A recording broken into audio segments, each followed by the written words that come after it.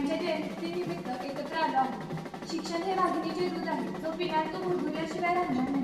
हा मंगल देणारे, मागासवर्गीयांसाठी आरक्षणाच्या पायाभरणी करणारे आणि सर्वांसाठी सर्व काही हे ब्रीदवाक्य घेऊन जगणारे लोकराजा शाहू महाराज यांचे जातीभेदाची भिंत तोडून संप्रदायाने पाया रचला। शोषितांच्या अधिकारासाठी जो राजा आयुष्यभर झुलला, शोषितांच्या अधिकारासाठी जो राजा आयुष्यभर झुलला। आरक्षणाची पहिली क्रांती ज्यांनी या मातीत घडवली, आरक्षणाची पहिली क्रांती ज्यांनी या मातीत घडवली, अशा राजश्री शाहू राजाची गाथा आज मी भाषणात मांडली। अशा राजश्री शाहू महाराज यांचा जन्म 26 जून 1874 रोजी कागल येथील घाटगे घराण्यात झाला। त्यांचे मूळ नाव यशवंतराव जयसिंगराव घाटगे हे होते। त्यांच्या वडिलांचे नाव जयसिंगराव तर आईचे नाव राधाबाई असे होते।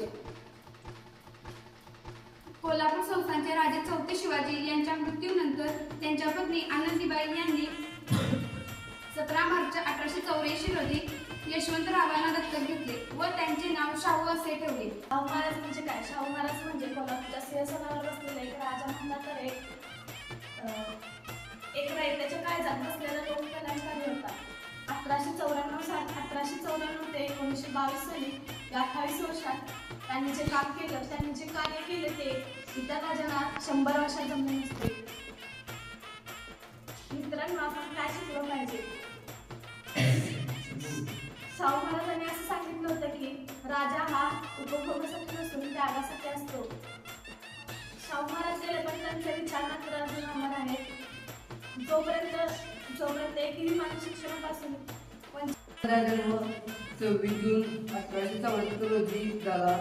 त्यांच्या वडिलांचे नाव जयसिंगराव आबासाहेब घाटगे, त्यांच्या आईचे नाव राधाबाई व छत्रपतींचे नाव यशवंत असे होते। कोल्हापूरच्या राजघराण्याला वारस नव्हता म्हणून घाटग्यांच्या यशवंताला आनंदीबाई यांनी दत्तक घेतले व उद्योगधंद्या यांची सुधारणा झाल्या पाहिजे म्हणून त्या क्षेत्रातील गरजेची पूर्तता झाली पाहिजे म्हणून महाराजांनी शेती व उद्योगधंद्याला प्रोत्साहन दिले। अध्यक्ष वरदखंडी हे इथे उपस्थित आहेत त्यांचे आभार व प्रमुख पाहुण्या कन्हैया गुरवकर यांचे आभार तसेच उपस्थित शिक्षक, शिक्षकेतर कर्मचारी आणि विद्यार्थी यांचे